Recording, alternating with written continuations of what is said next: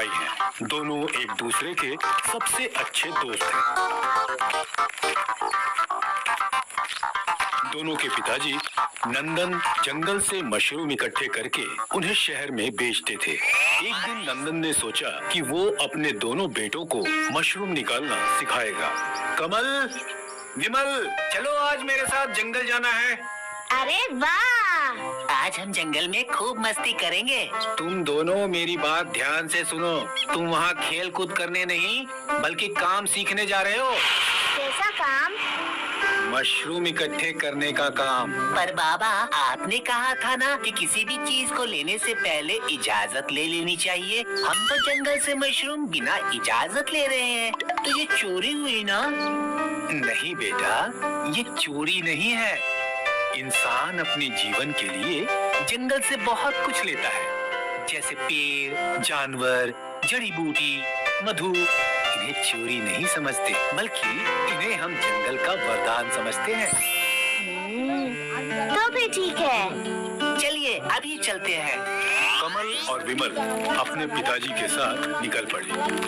कुछ ही दूरी पे उन्हें तितली दिखाई दी और मैंने तुम दोनों को बताया था कि तुम यहाँ खेल कूद करने नहीं आए हो, पर फिर भी तुम तितलियों के पीछे भाग रहे हो।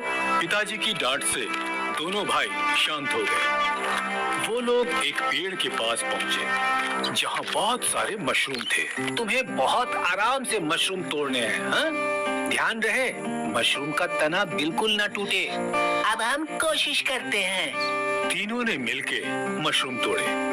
चलो अब घर चलते हैं।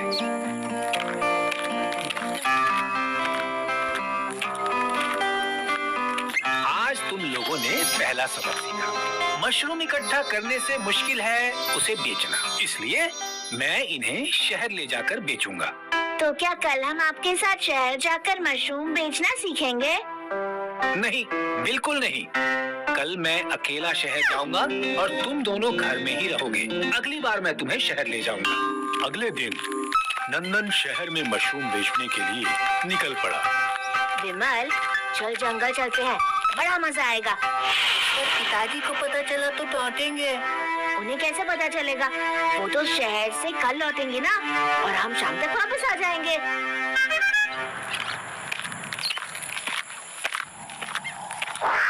दोनों भाई जंगल पहुंचे। उन्होंने तितलियों का पीछा किया, खरगोश का पीछा किया और फिर हिरण का पीछा किया।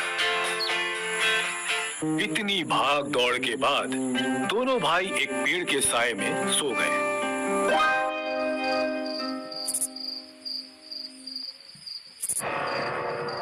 विमल, उठ, जल्दी उठ। अरे ये क्या, रात हो गई। तुमने मुझे पहले क्यों नहीं उठाया? पहले खुद उठता तब तुझे उठाता ना। लेकिन अब क्या करें? अंधेरे में घर कैसे जाएं? पता नहीं, लेकिन चलते हैं। कमल और विमल अंधेरे में चलने लगे। वो देख, रोशनी। शायद वहाँ कोई हो जो हमारी मदद करते। दोनों रोशनी की ओर गए और अरे ये क्या? ये तो नाग है, जिसके सर पे रोशनी का गोला है। तुम दोनों यहाँ क्या कर रहे हो? हम भटक गए। आपके सर पर ये रोशनी क्यों? मैं नागराज हूँ, नागमणि का रक्षक। नागराज दोनों भाइयों के पास जाता है और दोनों डर जाते हैं। तुम दोनों बहुत भोले हो और सरल भी। मैं तुम्हें उपहार देना चाहता हूँ। अपने पैरों के नीचे खोदो और जितने चाहो उतने सोने की मोहरें ले लो। दोनों अपने पैरों के नीचे खोदने लगे। तुम दोनों को कितनी मोहरें चाहिए? मुझे अपने दोनों हाथों में एक एक मोहर चाहिए। मुझे भी। तुम दोनों सच में बहुत निर्मोही हो। लालच नहीं है तुम्हारे मन में।